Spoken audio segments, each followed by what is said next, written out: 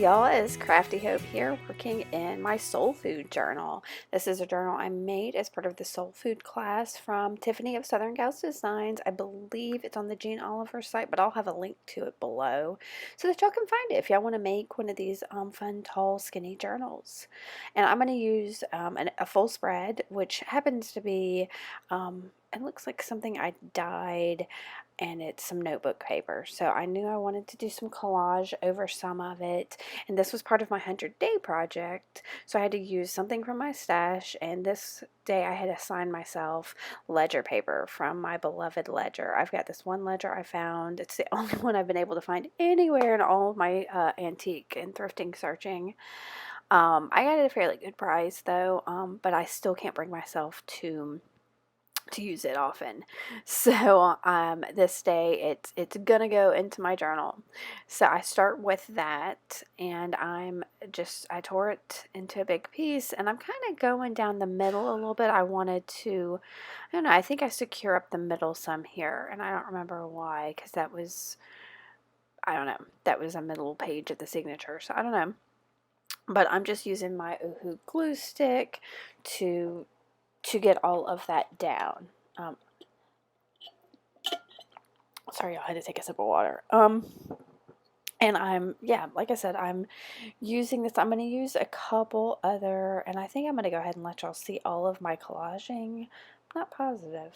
I think I do though. And then here I grab some, I grabbed some masking tape, and I realized I had a piece off to the side of my desk that I don't know why I had it torn off and just sitting on the side of my desk, but I did.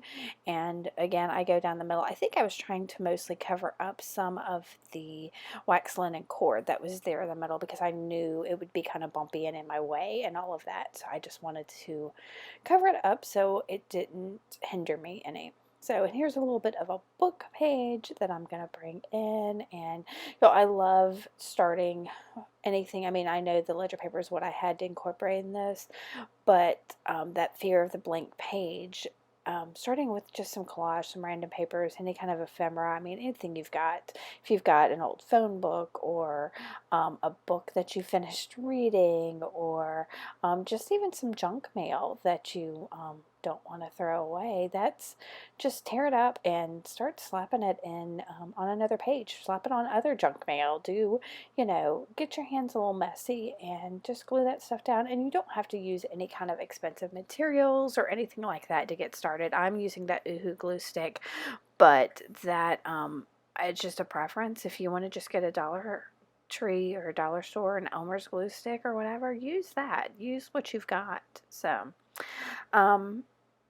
from here, I am using, and I don't even know why, I've been on a kick lately trying to use some of my clear gesso. Now, I think I was concerned that maybe some of the marks on the page behind it, as well as on the ledger, might bleed, and I wanted to keep those as much as possible. So I think that's why I'm using the clear gesso. But y'all, I really don't remember why. I don't know. I think I've just been on a kick to try to use it as much lately. I think I also wanted to make, I wanted, because that paper is so thin, I kind of wanted to hopefully keep the paint I use from bleeding through. So, and here I've got some pink paint. Y'all, look, I went and bought pink paint. In one of my other videos, I realized I didn't have any pink acrylic paint, and so I made my own with just some red and white. Again, like I said, you don't need a whole lot of expensive materials, and this is just some inexpensive craft paint that you could get anywhere, Walmart or any craft store or whatever. So even the Dollar Tree, I think, carries some acrylic paint. So I put down that pink, and then I'm coming in with, that is some Lucas Payne's Gray. It's Lucas is the brand, and Payne's Gray is the color. Now, Payne's Gray is called gray, but to me it's more like an indigo. It's almost black, but it's got these hints of blue in it, and I love that so much. And so I'm just watering my brush down a little and bringing that in on top of that pink, just kind of letting them blend. See how those two colors, and I think I'm getting my finger wet there to kind of help water some of that down and make it blend so beautifully.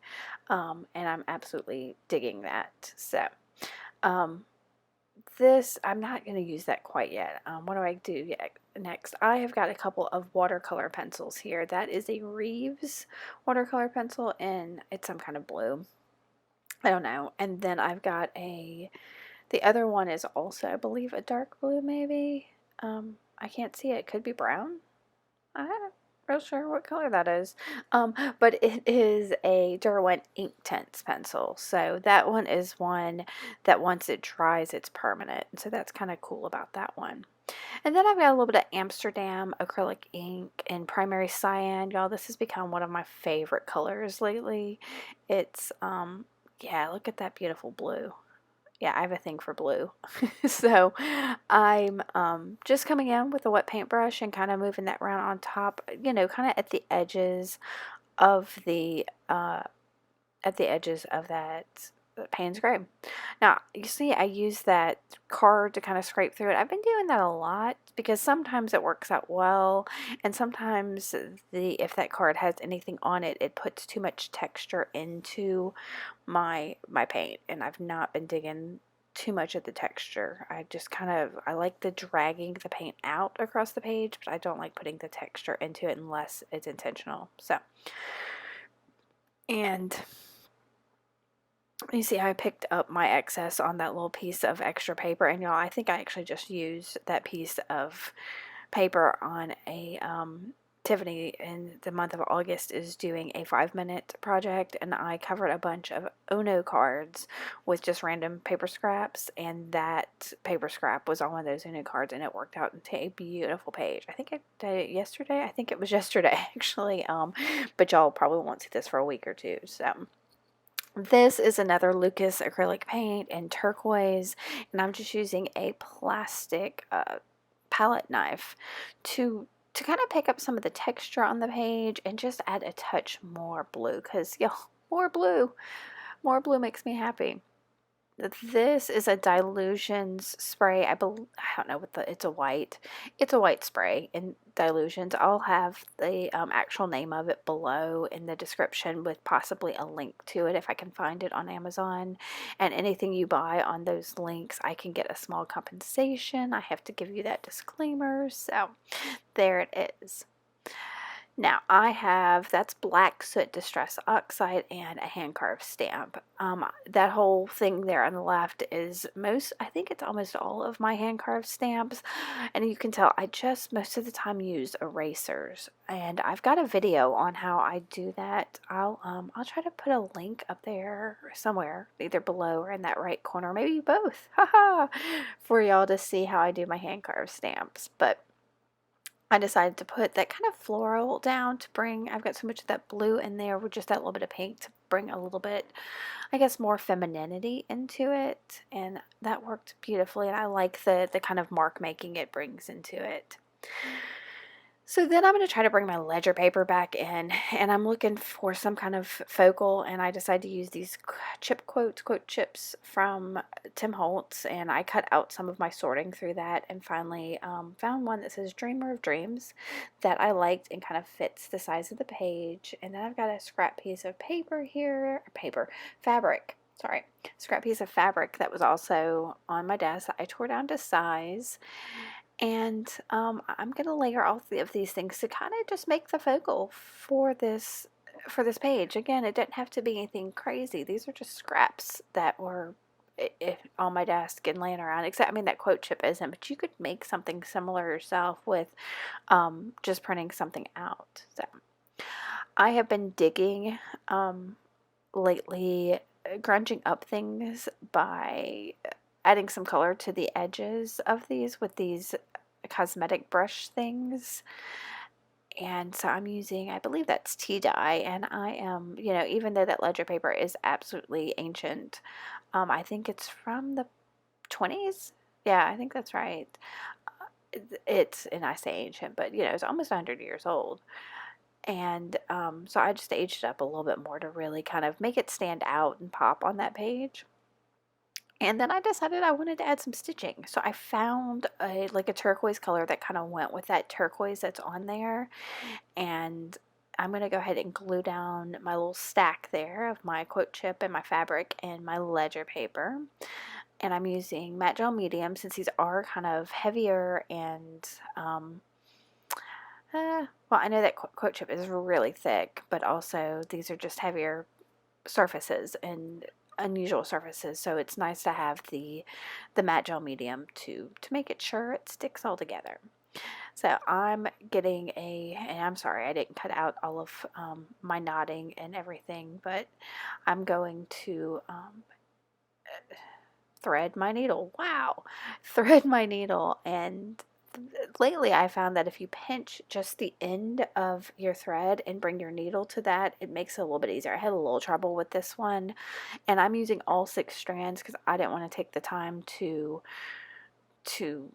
pull apart a bunch of thread, and I wanted these marks to be fairly prominent, so I'm going with that. And I am just going to make some like up and down marks. Like, I mean, I've been doing a lot of that just with pens and pencils and other media, even with just paint, just some up and down vertical marks.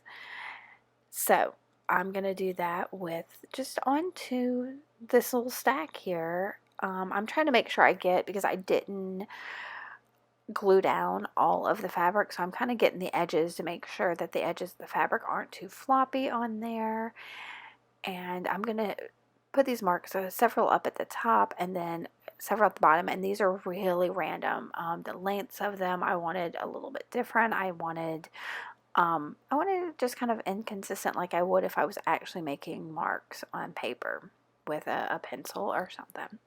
So and see, I got a little knot while I was doing this.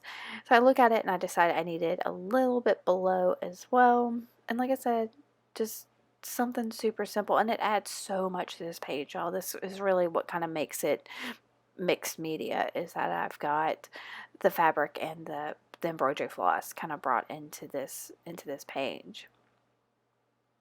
So, and I think I decided, I can't remember how many I ended up doing below, but I think I went with 3 to make it kind of that uneven, you know, because odd numbers draw the eye more.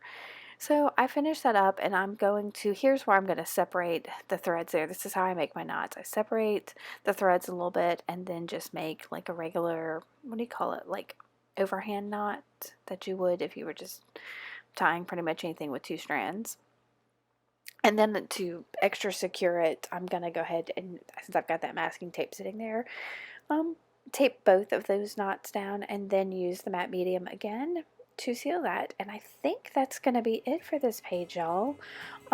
If y'all have any questions about what I did, please let me know in the comments. If you like it, give me a thumbs up and make sure to subscribe. All right, thank y'all for watching, and keep on crafting on. Bye.